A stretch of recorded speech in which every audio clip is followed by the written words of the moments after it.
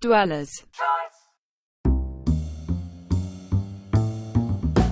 How's it going, everyone? It's the final render here, and welcome to another Fallout 76 camp building video. Inside Fallout 76, one of the coolest things people do with their camps is set up shops. The in-game trading in Fallout 76 is a key cornerstone of the game, and it's what makes the community vibrant and really helps to interact with each other.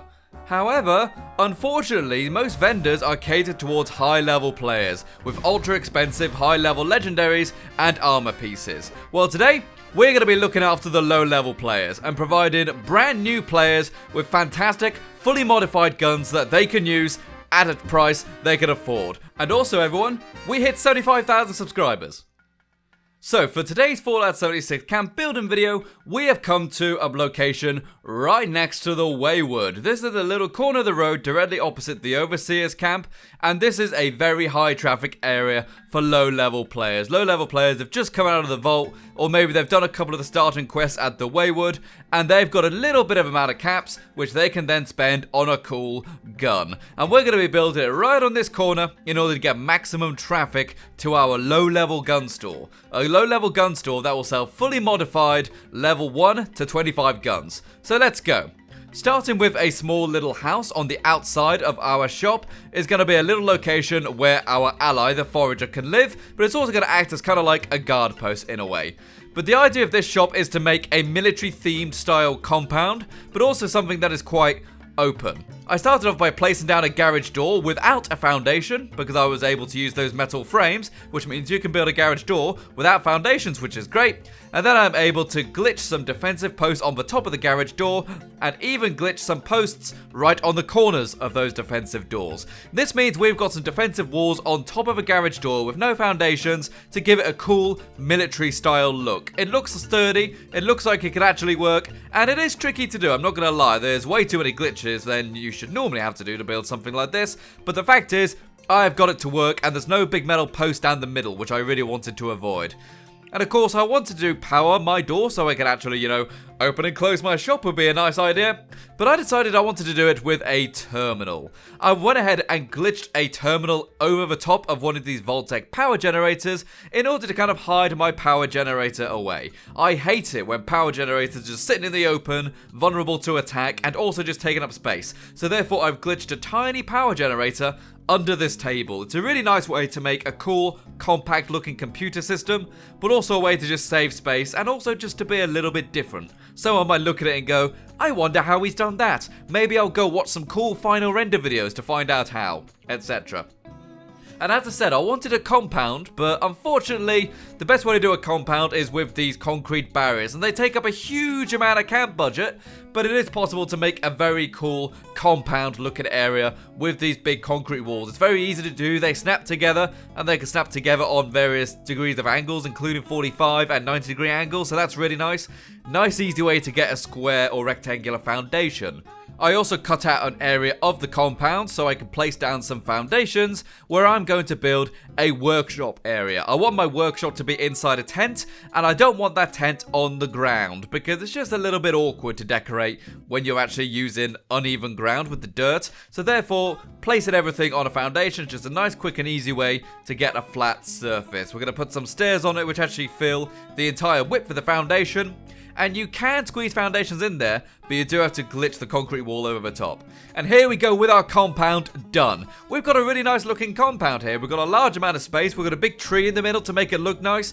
And we've got lots of defensive walls and defensive towers in between various intersections of the compound. So people can actually control the gates, see who's coming in, and look after the security of the place. We've got some cool tech in there so we can actually open up the door electronically rather than using just manual switches. And we do have a little house right outside the front where the forager is going to make sure everyone who comes in is safe and sound. And we've also got satellite television in there because that's exactly what we need in the post-apocalypse, am I right? Okay, so after that, we're going to start building our workshop. And the workshop, as I said, is going to be in one of these square tents. I love these square tents. You can decorate on the walls, you've got lots of space, and you can squeeze pretty much all of your workshop stuff in here if you know what you're doing, and you maybe even use some kind of space glitches to squeeze everything in as tight as possible. I went ahead and added this kind of eroded painted floor in there.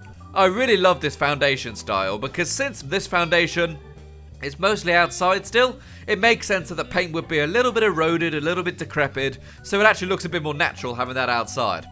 And next we're going to cram in all of our workshops in here. We're going to get all with the exception of the cooking workshop in here, but it's really nice with this tent because you can only just squeeze everything in together, so it's a way to save space in your camp overall. We've got chemistry, we've got brewing, weapons, armor, and tinkerers. It's fantastic.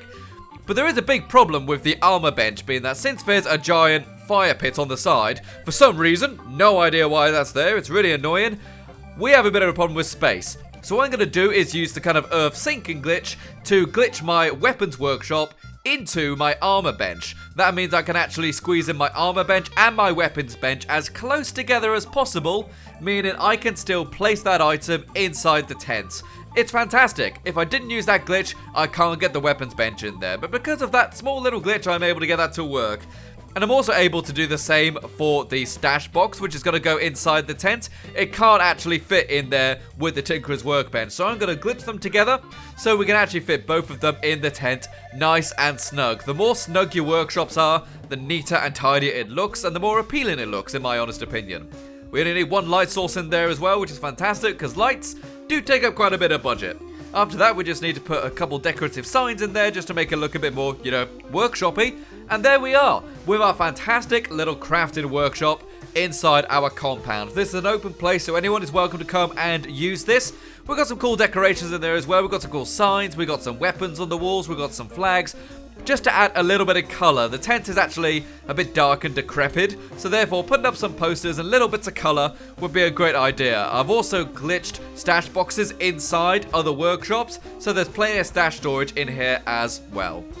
And next up, we need our shops. Now, this isn't going to be shops as in like when you go inside a building. It's going to be more like a market. So we just have the stalls kind of open to the public outside, which I quite like. It means people can get to your shops quickly and easily. There's nothing more annoying than going to someone's camp and not being able to find their vending unit. It's annoying.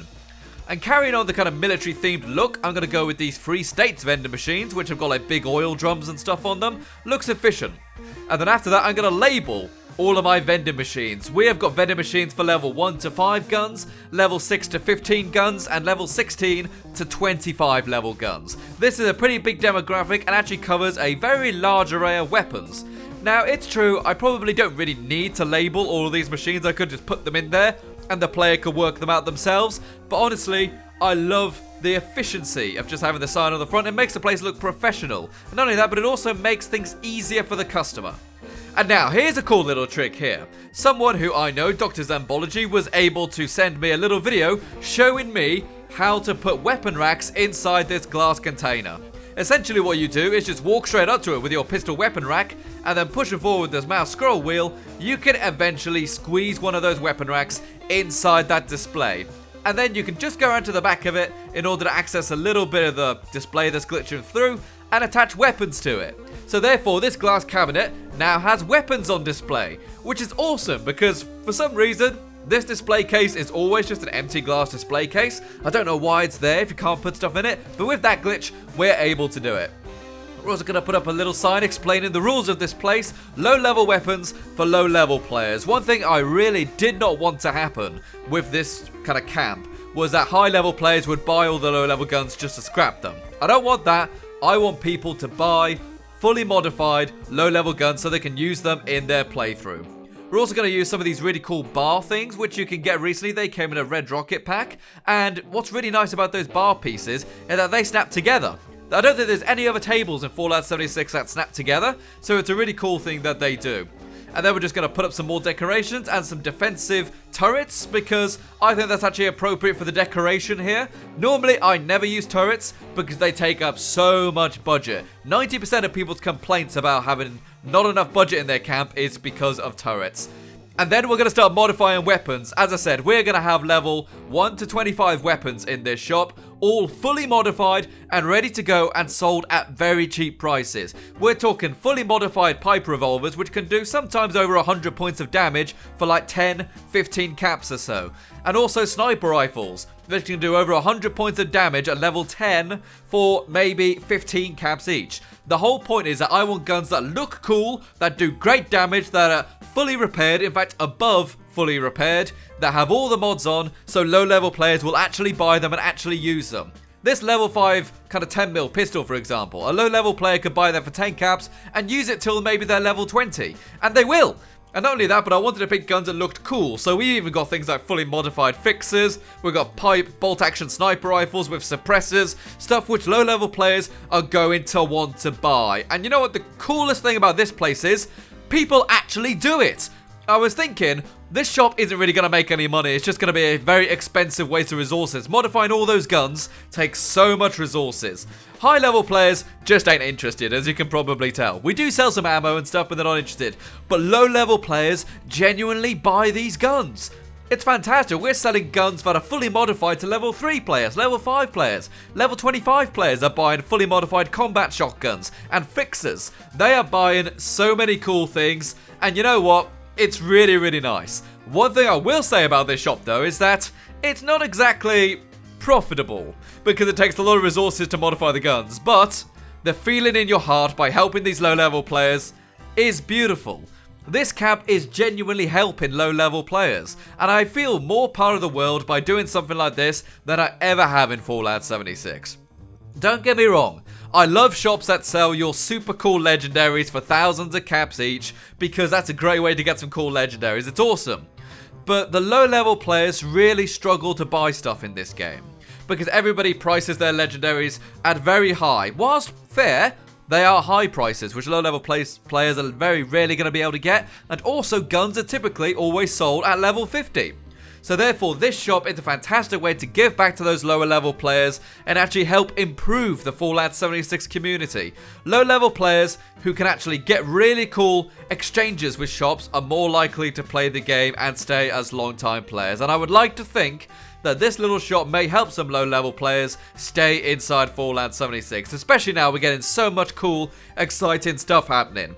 And overall, I do think it is a nice camp as well. The only problem with this camp is the location of it. It's an extremely popular camp location, this, so often I will have to server hop 4 or 5 times in order that I can find a server where my camp can be placed. But besides that, I really like this camp. I feel as if I'm truly giving back to the community, and I hope you guys can understand why I did a build like this. I think it's brilliant. But thank you very much for watching this video, people. It's been a fantastic video, and I've really enjoyed this camp. Remember to check out all the cool Patreon people in the description below who help support the channel with their financial donations. You, of course, can also do the same. Remember to subscribe, and thank you very much for 75,000 subscribers. Bye-bye, gang. Bye-bye. Bye-bye.